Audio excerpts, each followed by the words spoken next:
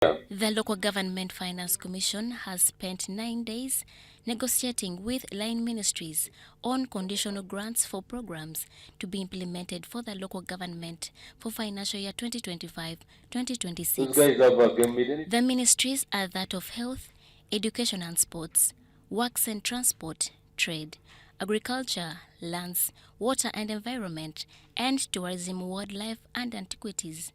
During negotiations between the Local Government Finance Commission, together with the negotiations team, and the Ministry of Tourism, Wildlife and Antiquities, the Commission noted the need to boost the tourism industry to enable it to perform better than the previous financial years. The ministry, in terms of performance on what we agreed last year, was the worst. It did perform at only 29%.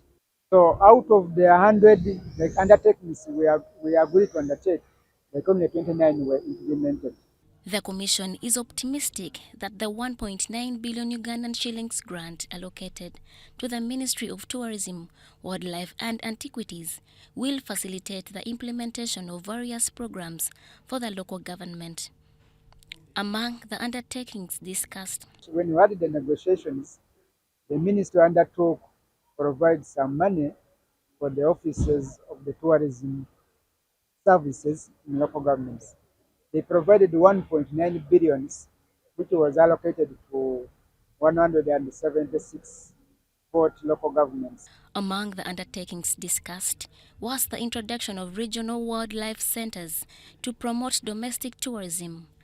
The Ministry of Tourism was tasked to implement this to fetch revenue for the local government. Regional zoos, we have not seen any,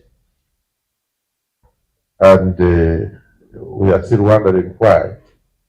Each year, we see schools trekking to the Entebbe Wildlife Center.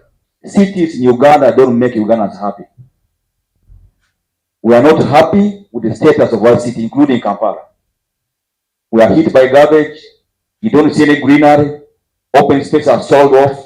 The chairperson, Local Government Finance Commission, Isaac Isanga Msumba, has tasked the Ministry of Tourism to improve the physical appearance of cities that will attract more tourists in the country. We take your portfolio very seriously in the overall development of tourism of this country. You have to be interested in the road infrastructure, you have to be interested in the security, you have to be interested in the propaganda for this country. The Commission also raised concerns of compensation of communities affected by wild animals. The Ministry of Tourism said the compensation process has to go through some procedures. However, some communities were compensated. Compensating people affected by wildlife from national parks. The ministry certainly is concerned because as the ministry we are concerned with the protection of our people. We want our people to coexist with the wildlife. The outcomes of these negotiations inform the ministerial policies that guide program implementation in the local governments. Irene Faith Nantongo, Mary Namukose, UBC News.